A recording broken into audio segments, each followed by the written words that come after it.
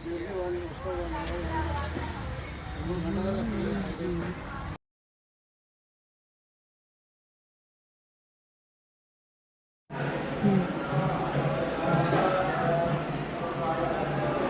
ఐనవోలు గ్రామవాసాయ శర్వాయ సుష్మౌలియే శ్రీమన్ మైలారదేవాయ శుభదాయాస్తు మంగళం. మన తెలంగాణ ప్రాంతంలో అతి ముఖ్యమైన పుణ్యక్షేత్రాలు ఒకటైనటువంటి ఈ ఐనవోలు మల్లికార్జున స్వామి దేవస్థానం ఒకటి. ఈ దేవస్థానంలో ప్రతి సంవత్సరం కూడా భోగి సంక్రాంతి పండుగ నుంచి ఉగాది పండుగ వరకు జాతర బ్రహ్మోత్సవాలు అత్యంత వైభవంగా జరుగుతాయి. ప్రతి ఆదివారం బుధవారం కూడా వేలాదిగా భక్తులు ధరలు వచ్చి తమ మొక్కులు చెల్లించుకొని తమ భక్తిని చాటుకోవడం జరుగుతుంది. ఇక్కడికి వచ్చే భక్తులందరూ కూడా ఇక్కడ ముఖ్యమైన మొక్కు ఏంటిదంటే ఇక్కడికి వచ్చే వాళ్ళందరూ కూడా బోనాలు చెల్లించుట, పట్నాలు చెల్లించుట. పట్నం అంటే పటం. ఇక్కడ ఏంటంటే స్వామివారికి ఇద్దరు దేవేరులు ఉంటారు, అంటే ఇద్దరు భార్యలు ఉంటారు. ఒక అమ్మవారి పేరు బలిజ మేడలమ్మ, ఒక అమ్మవారి పేరు గొల్లకేతమ్మ. ఈ దేవుడు స్వామివారు శివస్వరూపం, శివుని అవతారంగా చెప్తారు. పూర్వకాలంలో మణిమల్లాసురుడు అనే రాక్షసులను సంహరించుటకు శివుడు ఒక అవతారం ఎత్తిందని చెప్తారు. ఆ రాక్షసులు బ్రహ్మదేవుని గురించి తపస్జేయగా ఆ దేవుడు ప్రత్యక్షంగా ఏం వరం కావాలో కోరుకోండి అన్నప్పుడు మాకు ఎర్రబొట్టు పెట్టుకునే వాళ్ళతో కానీ తెల్లబొట్టు పెట్టుకునే వాళ్ళతో కానీ మరణం లేకుండా వాళ్ళు వరం కోరుకోవడం జరుగుతుంది.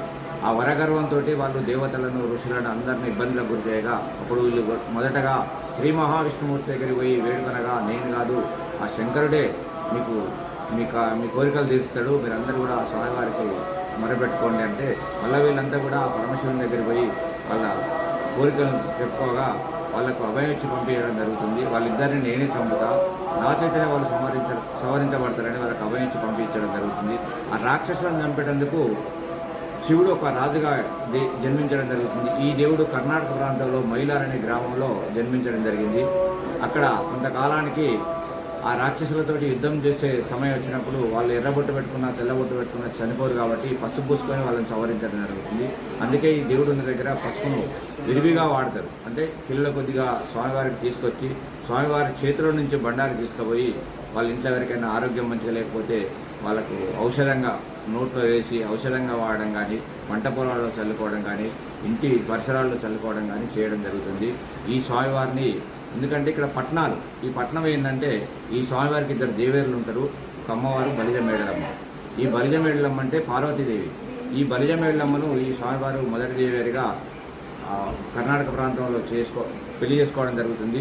ఈ అమ్మవారిని కర్ణాటక, మహారాష్ట్రలో ఏంటంటే మహల్సాదేవి అంటారు. ఇక్కడ మన తెలంగాణలో బలిజ మేడలమ్మ అని పిలుస్తారు. తర్వాత రెండో అమ్మవారు గొల్లకేతమ్మ. ఈ గొల్లకేతమ్మ అంటే గంగాదేవి స్వరూపం.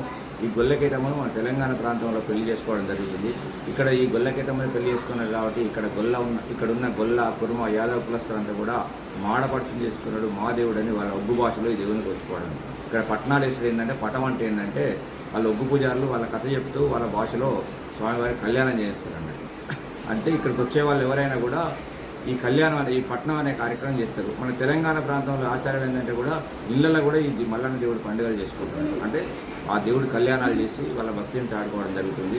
అలాగే బోనాలు చెల్లించడం అంటే కూరగాయలతోటి, బెల్లంతో స్వామివారికి నివేదన చేసి వాళ్ళు బోనం అంటే పొంగలి అంటారు, బోనం చేసి బోనం మొక్కు చెల్లించుకోవడం జరుగుతుంది.